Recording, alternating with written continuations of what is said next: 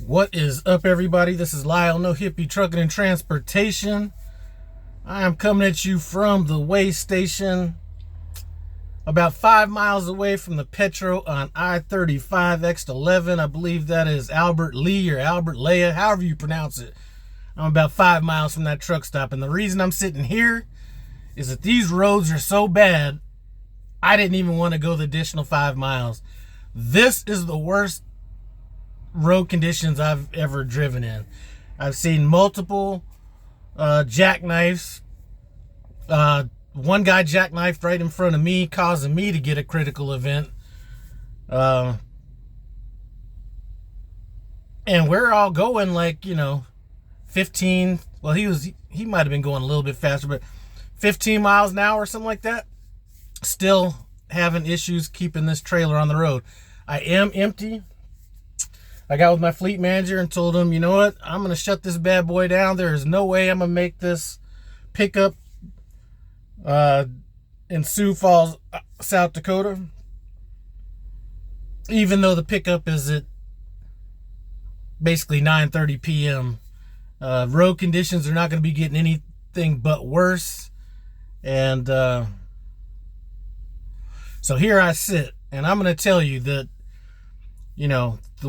the jackknife that I almost got into, that I got the critical event for, was my third one. That one was just one that was actually like, the trailer was like all over here. But had two other ones that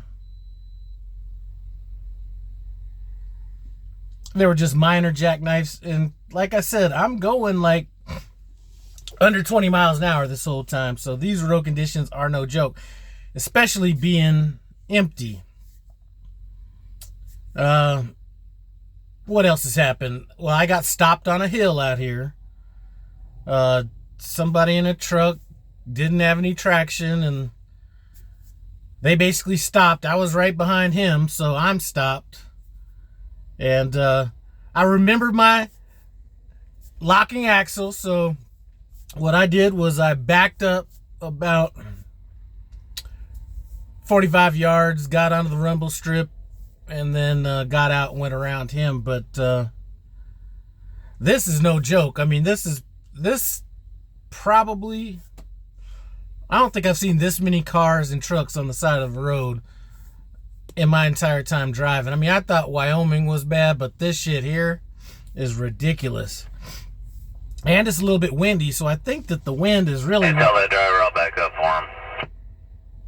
I think that the wind... I'll pull up a little bit, and then I'll back way up over to you, okay? Yeah, somebody else is stuck on a hill out here. But I think what happened on the first two times when my trailer got away from me, it was the ice, obviously, but it was the wind that had blown my trailer and got it kind of off center. And I'm telling you, I am in no hurry to be out here driving again, even if it's just to go 5 miles down the road to that Petro. That was where I was intending on stopping. That's where I told my fleet manager I was going to stop. But as soon as I saw this cutout, I was like, all right, this is where it's going to be. Unless I see some significant improvement, then I may drive down to the Petro, but I'm definitely not driving out to Sioux Falls, Idaho. So I was a little skeptical about this drive this morning being empty going so far, but I was like, the temperature when I left this morning was about 6:30 was about 32 degrees. So I was like, man, you know what? When the sun comes out, the temperature's gonna get up there along the route. Wrong. Shit's like 26 degrees right now. And I'll tell you what, I am in a prime location to see some accidents because they're gonna happen. They may not happen in my little field of view right here, but this is no shit to be messing with.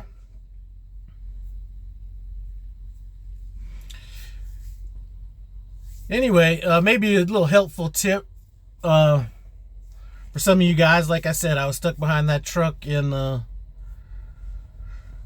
going up that hill. Really wasn't going to get any traction going straight ahead, especially if I had to make kind of a hard left to get around them. So back up. Woo! You know I'm trucking when these knuckles are that ashy, boy. And that's like serious ash right there.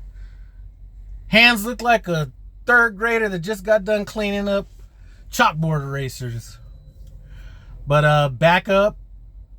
You know, if you're stopped, kind of do a little parallel park, get your trailer and truck wheels on that rumble strip, get you a little bit of traction, and kind of go from there.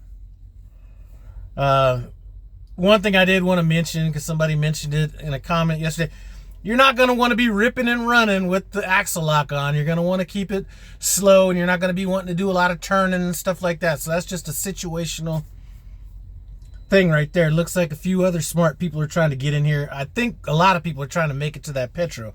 And if I was full, I might have done it, but I almost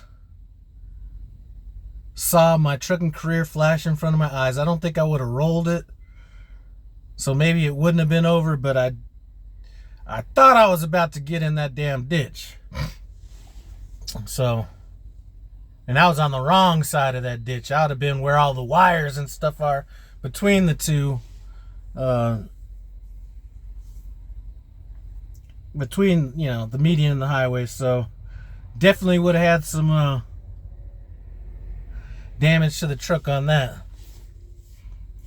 So that is it. I'm sitting here. I didn't fill up. You know, I'm right at a half a tank.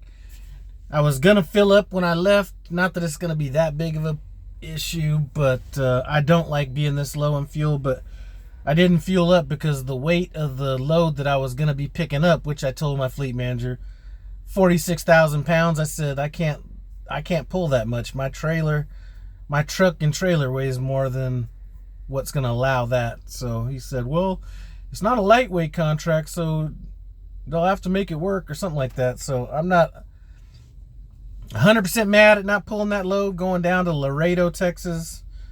Haven't really heard good things about Laredo, so if it takes me off that, then that's fine. But I'm not trying to go out there anytime soon.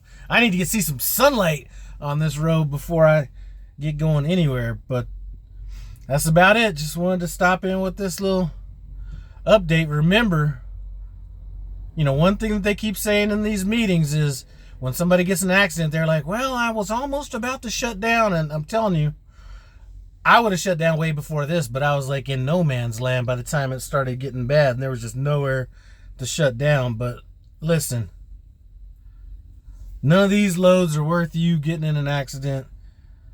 So if you happen to be out there on some of these bad roads, shut that shit down. Enough about that. I do appreciate you stopping by. No Hippie Trucking and Transportation. Comment, subscribe. I'm out.